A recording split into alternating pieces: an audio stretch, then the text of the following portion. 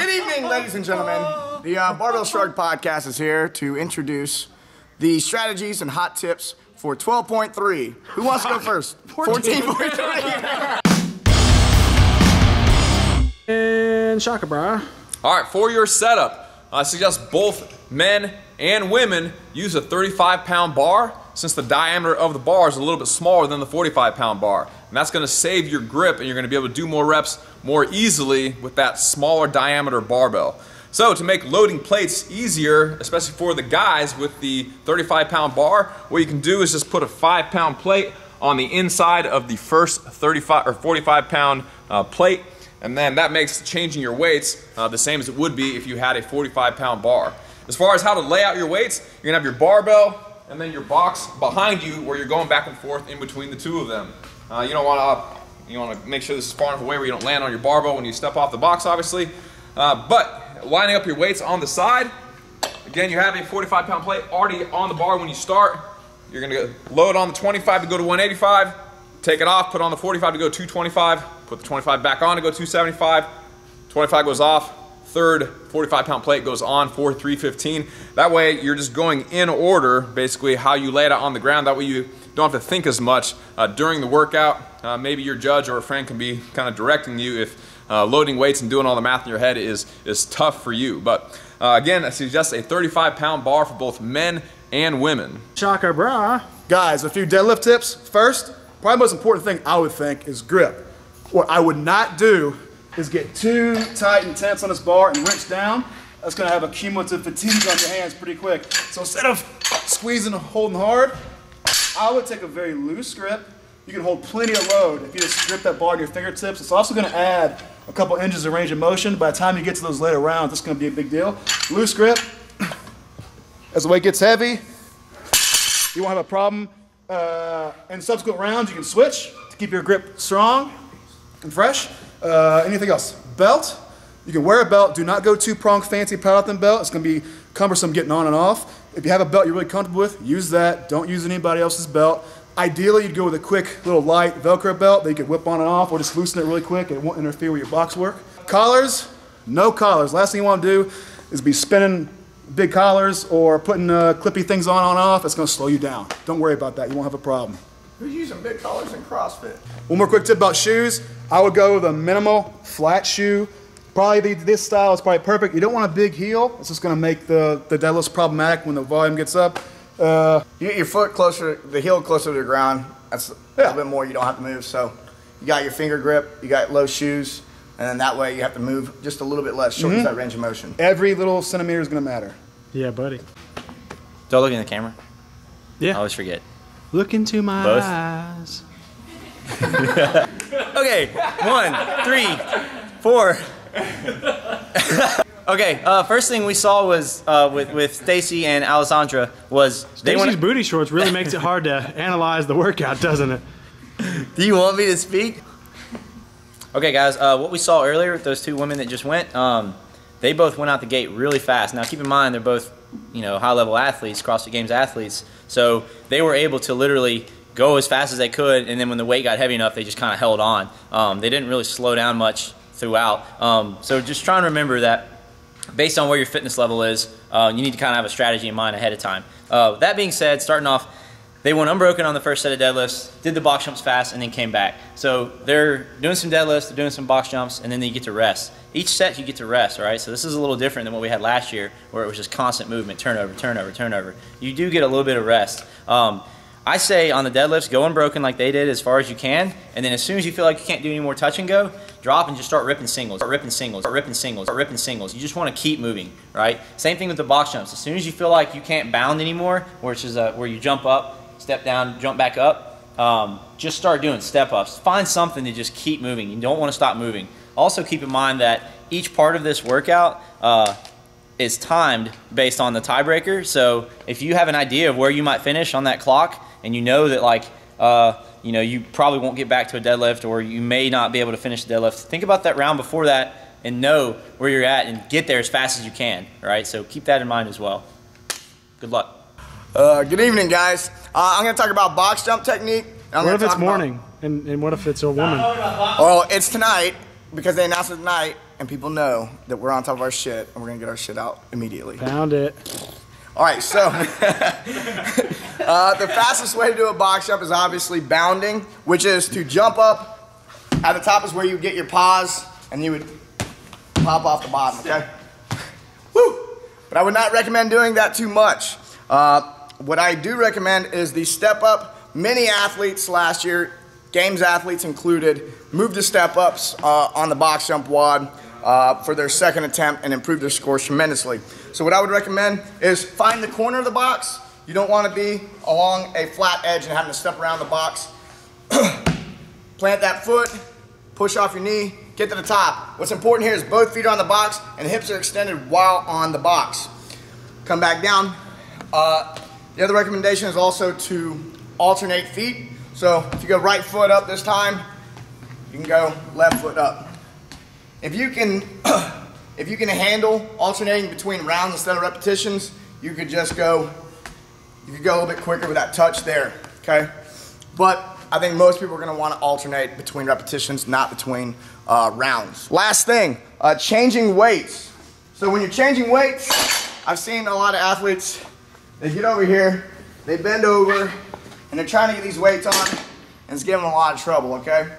I would first suggest going to one knee to get the weights set up. Lube it up. So what? Lots of lube. You know what? I think he's right. If you grease this bar up, lube it up, everything's gonna go on much smoother. It's gonna feel better. But what you wanna do is line this weight up and then get on this side of the bar to pull the weight on, okay? Can we do that one more take? Sorry. Maybe we should get Stacy to come load the bar for us. Wouldn't mind that. There you go. And when you want to get the weights off, you're gonna pull them off too. You don't want to be pushing weights on. You don't want to be pushing weights off. That's when weights get sticky, and that's when people start getting frustrated and can't figure out why that person's having a great time putting weights on and off the bar, and theirs is screwing up. I don't think anyone's ever having a great time. Yeah, I thought you were about to say you've never seen that, but I've seen it at like regional competitions. People are like, ah! Nice. Yeah, you can cut that part out.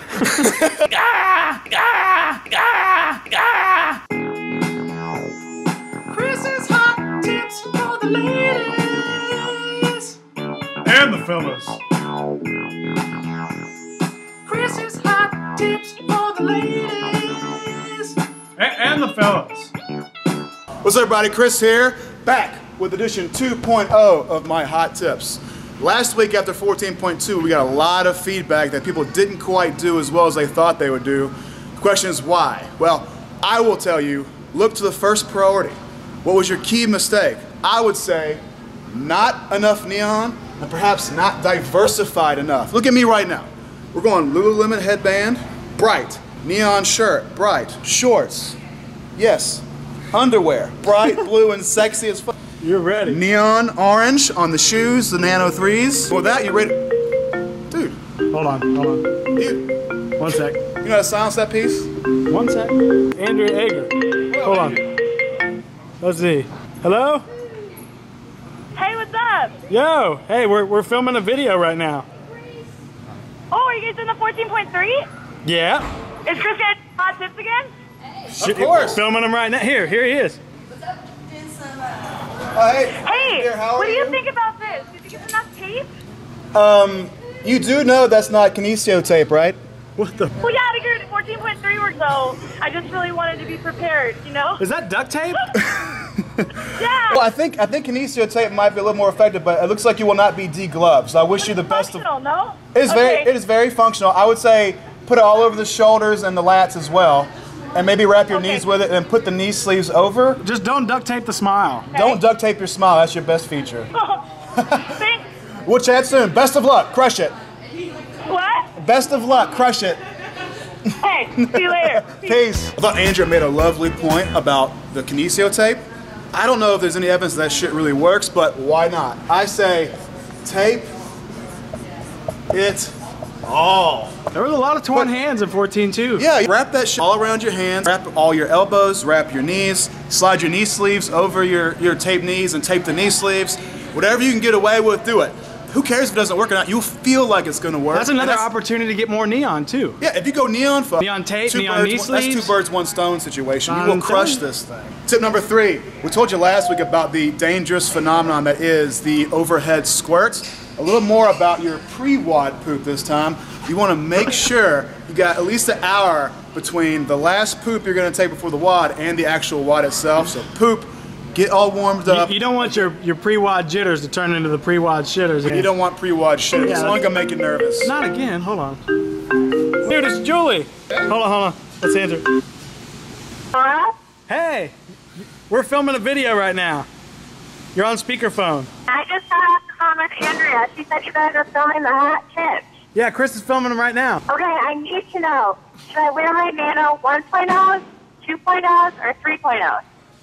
Nano 1, 2, or 3. I guess that's really that's easy question. I guess it's 3. 3's fresh. I would say duh, 3s. Yeah, come on, 3. Julie.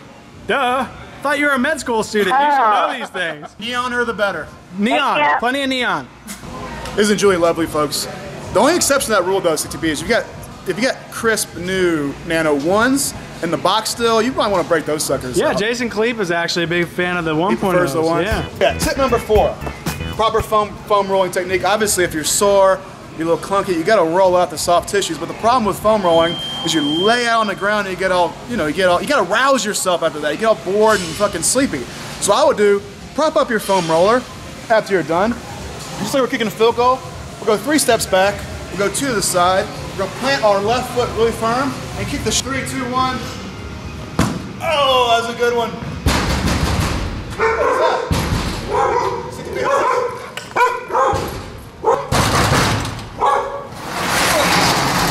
was that? What are you doing here, Michelle? You're just in time for the hot tip segment. Sweet! I'm glad I made it.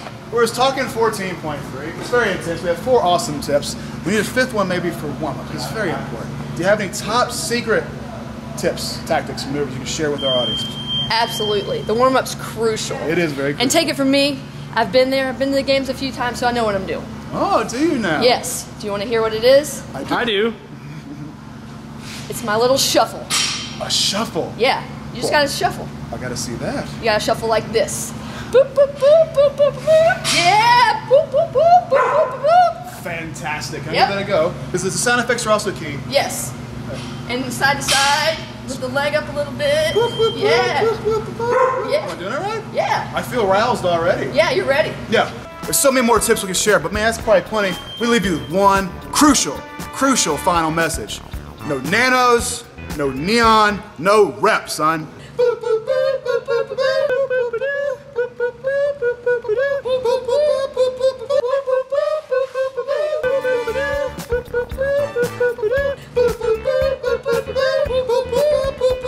All right, if you like these tips, be sure to like our channel on YouTube, the Barbell Shrugged channel.